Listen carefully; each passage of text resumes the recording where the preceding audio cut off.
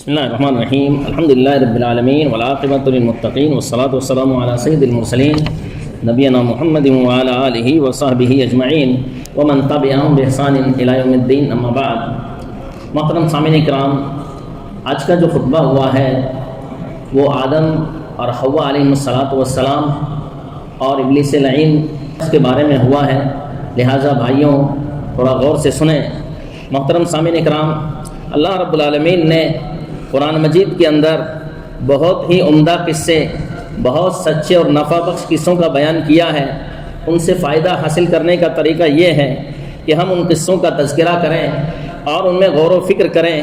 آج کا جو قصہ ہے آدم علیہ السلام کا قصہ ہے۔ میرے مسلمان بھائیوں، اللہ رب العالمین نے آدم علیہ السلام کا قصہ قرآن مجید کے اندر مختلف جگہوں کے اوپر ذکر کیا ہے۔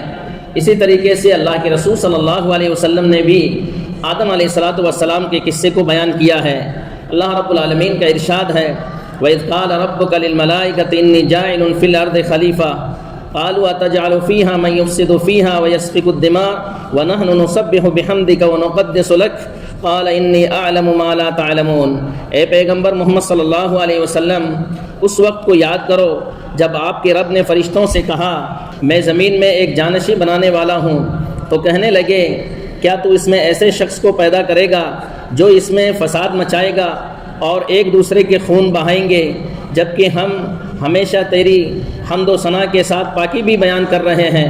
اللہ رب العالمین نے انہیں جواب دیا، انی اعلم ما لا تعلمون، میں جو کچھ جانتا ہوں تم نہیں جانتے ہو۔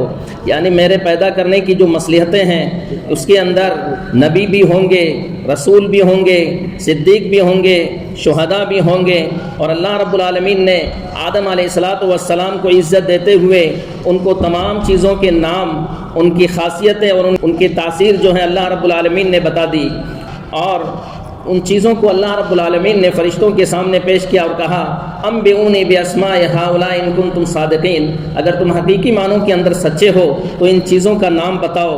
فرشتوں نے جواب دیا سبحانک لا علم لنا الا ما علمتنا انک انت العلیم الحکیم، اے ہمارے پروردگار تو پاک ہے ہر عیب سے، ہمیں تو صرف وہی علم ہے جو تو نے ہم کو سکھایا ہے، بے شک تو جاننے والا اور حکمت والا ہے۔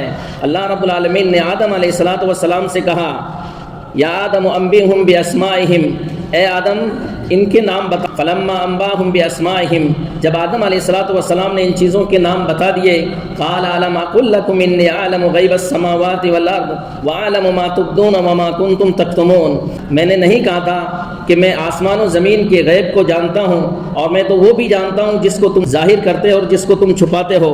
میرے مسلمان بھائیوں، اللہ رب العالمین نے آدم علیہ السلام کو ایک اور عزت بخشی کہ فرشتوں کو آدم علیہ السلام کا سجدہ کروایا۔ یہ بہت بڑی عزت اور بہت بڑی تعظیم ہے، اور اسی بنا پر اللہ رب العالمین نے فرشتوں کو حکم دیا کہ سب کے سب فرشتے جو ہیں سجدے کے اندر گر گئے، الا ابلیس ابا ان یکون مع الساجدین، لیکن ابلیس جو ہے اس نے سجدہ کرنے سے انکار کر دیا۔ اللہ رب العالمین نے ابلیس سے کہا کہ ابلیس ما منعک الا تسجد اذا امرتک، کہ کون سی چیز نے تجھے منع کیا جب میں نے تجھے سجدے کا حکم دیا؟ تو ابلیس نے اعتذار کرتے ہوئے کیا کہا کہ میں اس سے بہتر ہوں، انا خیر منہ خلقتنی من نار وخلقتہ من طین، کہ میں اس سے بہتر ہوں کیونکہ تو نے مجھے آگ سے پیدا کیا اور اسے مٹی سے۔ اہل علم کہتے ہیں کہ ابلیس نے قیاس کیا اپنے مقام کو اور آدم علیہ السلام کے مقام کو، اس لیے اس نے سجدے سے انکار کر دیا۔ اس نے یہ نہیں دیکھا کہ یہ کس کا حکم ہے، اللہ رب العالمین کا حکم ہے۔ اسی وقت جب اس نے سجدے سے انکار کر دیا تو ذلت کے ساتھ دھتکارا ہوا زمین پر اتارا گیا، اور آدم علیہ السلام اور حوا علیہ السلام کو اللہ رب العالمین نے حکم دیا کہ جنت کے اندر رہو عیش و آرام کے ساتھ، جہاں چاہو وہاں جاؤ اور جو چاہو کھاؤ، لیکن ایک درخت کے قریب مت جانا۔ وہ کون سا درخت تھا اس کے بارے میں اللہ رب العالمین ہی زیادہ جانتا ہے۔ ولا تقربا هذه الشجرة فتكونا من الظالمین، کہ اس درخت کے تم دونوں قریب مت جانا ورنہ تم ظالموں میں سے ہو جاؤ گے۔ میرے مسلمان بھائیوں، ابلیس آدم اور حوا علیہ السلام کے پاس آیا، فوسوس لهما ليبدي لهما ما أوري عنهما من سوآتهما، کہ شیطان جو ہے ان دونوں کے دل میں وسوسہ پیدا کیا تاکہ ان کے بدن کا جو حصہ یعنی شرمگاہ ایک دوسرے سے پوشیدہ تھا اسے ان دونوں کے سامنے ظاہر کر دے۔ وقال ما نهاكما ربكما عن هذه الشجرة الا ان تكونا ملكين او تكونا من الخالدين۔ شیطان نے قسم کھاتے ہوئے کہا کہ تم دونوں کے رب نے تمہیں اس درخت سے منع اس لیے کیا کہ کہیں تم دونوں فرشتے نہ بن جاؤ یا ہمیشہ جنت میں رہنے والے نہ بن جاؤ۔ وقاسمهما انی لکما لمن الناصحین۔ آدم اور حوا علیہ السلام کے لیے اس نے قسم کھائی اور کہا ان دونوں کے سامنے خوب قسمیں کھائی کہ میں تمہارا بے حد خیر خواہ اور بھلا چاہنے والا ہوں۔ فدلاهما بغرور فلما ذاقا الشجرة بدت لهما سوآتهما وطفقا يخصفان عليهما من ورق الجنة۔ چنانچہ اس نے دونوں کو دھوکہ دے کر اپنے جال میں پھنسا لیا، پس جب دونوں نے اس درخت کو چکھا تو ان کی شرمگاہیں دکھائی دینے لگی اور دونوں اپنے جسم پر جنت کے پتے چپکانے لگے۔ وناداهما ربهما الم انهكما عن تلكما الشجرة واقل لكما ان الشیطان لكم عدو مبین۔ اور ان دونوں کے رب نے انہیں پکارا کیا میں نے تم دونوں کو اس درخت سے نہیں روکا تھا اور نہیں کہا تھا کہ بے شک شیطان تمہارا کھلا ہوا دشمن ہے؟ اس وقت ان دونوں نے کہا قالا ربنا ظلمنا انفسنا وان لم تغفر لنا وترحمنا لنكونن من الخاسرین، کہ اے ہمارے پروردگار ہم نے اپنے جانوں پر ظلم کیا، اگر تو نے ہمیں نہ بخشا اور ہم پر رحم نہ کیا تو یقیناً ہم ضرور خسارہ پانے والوں میں سے ہو جائیں گے۔ آدم علیہ السلام نے اپنا عذر پیش کیا اور اپنی گریہ زاری اللہ رب العالمین کے سامنے رکھی۔ اللہ رب العالمین نے ان دونوں کی توبہ کو قبول کیا، لیکن اللہ رب العالمین کا فیصلہ یہ تھا کہ ان کو جنت سے باہر نکال کر کے دنیا میں بھیجا جائے۔ قال اهبطوا بعضكم لبعض عدو ولكم في الارض مستقر ومتاع الى حين۔ اللہ تعالیٰ نے فرمایا تم سب نیچے چلے جاؤ، تم ایک دوسرے کی دشمن رہو گے، تمہارے لیے زمین میں رہنے کی جگہ ہے، ایک مدت تک فائدہ اٹھانے کا مقام ہے۔ آدم علیہ السلام اس دنیا کے اندر آئے۔